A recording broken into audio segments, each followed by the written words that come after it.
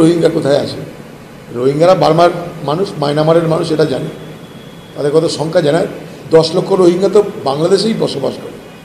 বাংলাদেশে যে শিবির আছে রোহিঙ্গাদের জন্য, যারা মায়ানমারে অত্যাচারিত হয়ে বাংলাদেশে প্রবেশ করেছিল, বাংলাদেশের চট্টগ্রাম এলাকায় সেরকম 10 লাখ রোহিঙ্গা একটা এলাকাতেই আছে। অতএব কত রোহিঙ্গা পৃথিবীতে আছে, কত ভারতবর্ষে আছে আমার জানা নাই। তবে কিছু রোহিঙ্গাকে ইউনাইটেড নেশন তারা অন্তত বেঁচে থাকার জন্য তাদের কার্ড দিয়েছিল ভারতবর্ষের সরকারকে। তার জন্য অনেক কিছু রোহিঙ্গা জম্মুতে, কিছু রোহিঙ্গা দিল্লিতে তারা থাকছে ইউনাইটেড নেশনসের অনুমতিক্রমে। এখন এই রোহিঙ্গা নিয়ে মারামারি, বাংলাদেশে নিয়ে মারামারি, বাঙালি নিয়ে মারামারি, এটার মধ্য দিয়ে কিন্তু আমাদের যে আসল সমস্যা রুটি রুজি, শিক্ষা, স্বাস্থ্য, উন্নয়ন, বন্যা, ভাঙন, রাস্তাঘাট সব মায়ের ভোগে চলে গেল। দিদি সেও বাঙালি নিয়ে রাজনীতি করছে, বিজেপি সেও বাঙালি নিয়ে রাজনীতি করছে, কিন্তু বাঙালিত্ব কোথায়? বাঙালি তো কাঙালি হয়ে গেল, বাঙালি কাঙালি হয়ে গেল। বাঙালির বাঙালিত্ব হারিয়ে বাঙালি আজ কাঙালিত্ব গ্রহণ করেছে সারা ভারতবর্ষ জুড়ে। তাই ছোট ছোট কাজে, নিম্নমানের কাজে সব আমাদের রাজ্যের বাঙালিরা, তারা হিন্দু, তারা মুসলমান, তারা বলছে আমাদের রোজগার নাই তাই বাইরে চলে এসছে। কী করবে?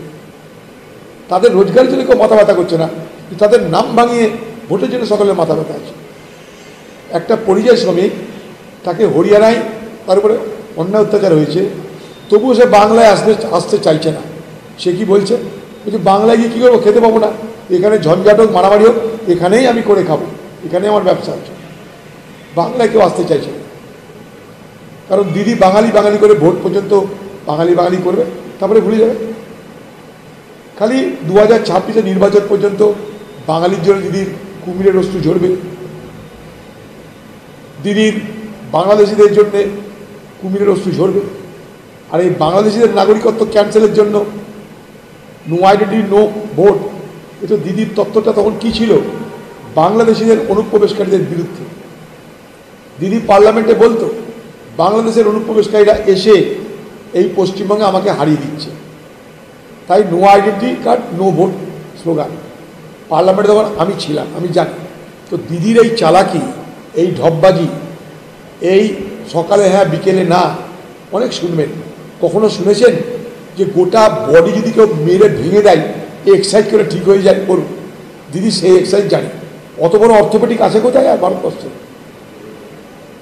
হাসপাতালে অর্থোপেডিক তাড়িয়ে দাও, দিদির কাছে ট্রেনিং নিয়ে চলে এসো।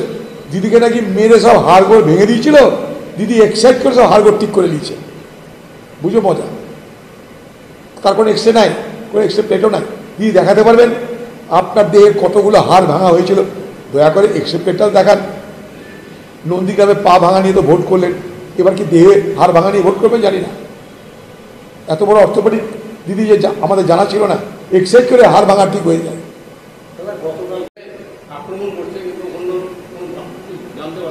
কিছু জানার কিছু নাই।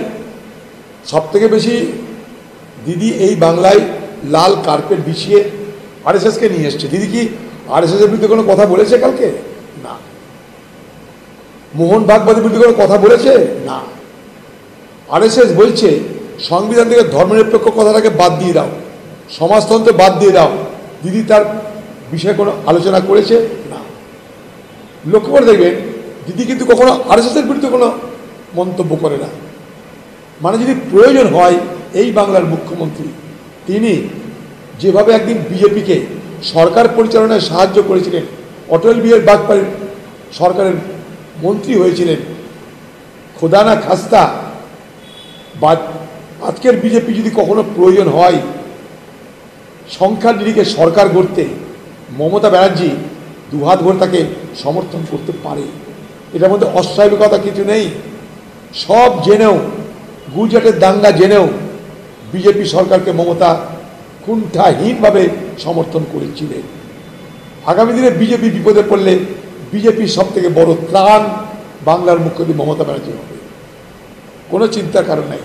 লক্ষ্য করে দেখবেন একটা কথা নেই আরএসএসের বিরুদ্ধে।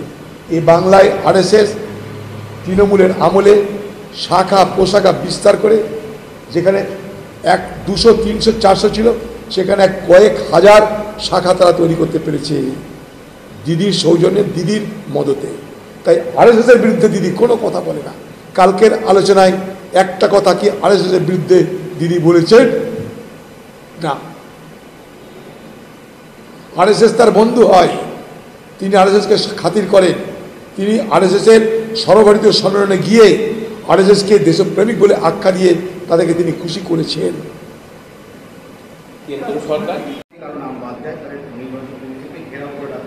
বেকার কথাবার্তা, এসব ভোটের কথাবার্তা।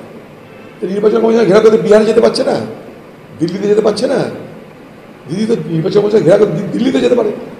দিল্লি কি বিদেশে? দিল্লিতে এদেশে। হঠাৎ কলকাতা আসার পর সব হবে কেন? কারণ এখানে ভোটের বাজার হবে, ভোটের বাজারে বাজার গরম হবে। বাংলাদেশি ভার্সেন অবাংলাদেশি হবে, বাঙালি ভার্সেন অবাঙালি হবে, তা করতে করতে হিন্দু ভার্সেন মুসলমান হবে। দিদির এই চালাকি শুরু হয়ে গেছে। নির্বাচন কমিশন তো কেন্দ্রীয় সংস্থা, যাও দিল্লি থেকে ঘেরাও করো। আমরা তো চাইছি তোমরা দিল্লিতে গিয়ে নির্বাচন কমিশনের কাছে ডেপুটেশন দিচ্ছ, তা যদি পরে ঘেরাও করতে পারছো না কেন? কলকাতা কবে আসবে, তারপরে ঘেরাও হবে কেন? এখন থেকে বাধা দিতে হবে। বাধা তো আমরা দিচ্ছি। কংগ্রেস পার্টি তার আইনি পথে রাস্তায় প্রতিবাদ করছে, বিরোধিতা করছে। আইনের ব্যবস্থা নিয়েছি আমরা। সুপ্রিম কোর্টে কেস চলছে আমাদের, খোঁজ নিয়ে দেখুন। দিদি তো সুপ্রিম কোর্টে গেছে না, দিদি ওইখানে যাবে না। দিদি জানে হাওয়া তুলো, ভোট করো, গল্প শেষ।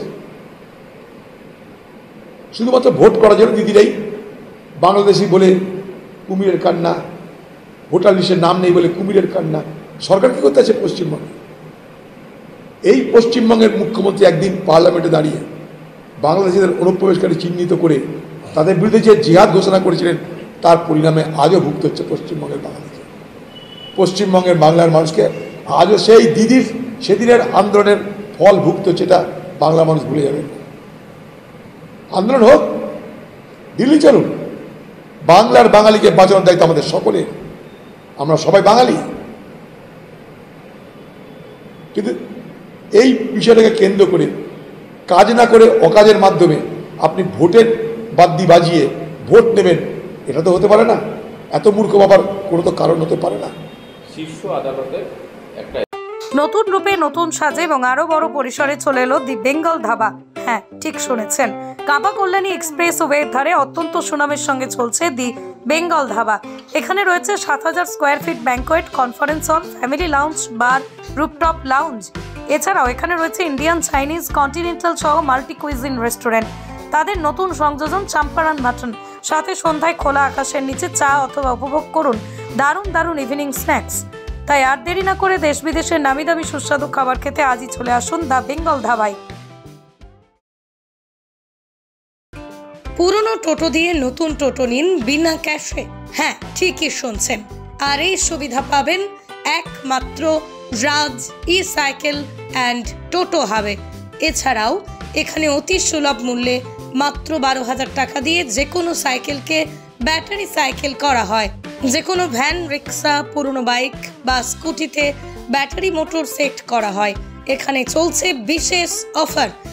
এছাড়াও এখানে পাবেন ব্যাটারি সাইকেল, স্কুটি, টোটো ভ্যানের লিথিয়াম ব্যাটারি, চার্জার অতি সুলভ মূল্যে।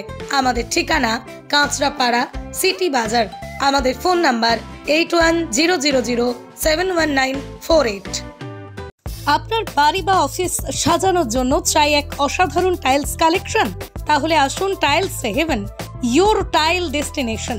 আমরা নিয়ে এসেছি হিন্দওয়ার ইটালিয়ান কালেকশন, উন্নত মানের বড় স্ল্যাব টাইলস, আধুনিক কিচেন টপস, আকর্ষণীয় স্যানিটারি ওয়্যার। এছাড়াও রয়েছে স্টাইলিশ ওয়াশ বেসিন, উচ্চমানের মার্বেল, টেকসই গ্রানাইট। আমাদের শোরুম অবস্থিত চান্দোয়া, কাঁচরাপাড়া, কল্যাণী এক্সপ্রেসওয়ে। এখানে গুণমানের সাথে মেলে সাশ্রয়ী দাম। তাহলে দেরি কেন? আজই চলে আসুন টাইলস হেভেনে। আপনার স্বপ্নের বাড়ি সাজানোর সমস্ত সমাধান এক ছাদের তলায়। Tiles Heaven, your tile destination.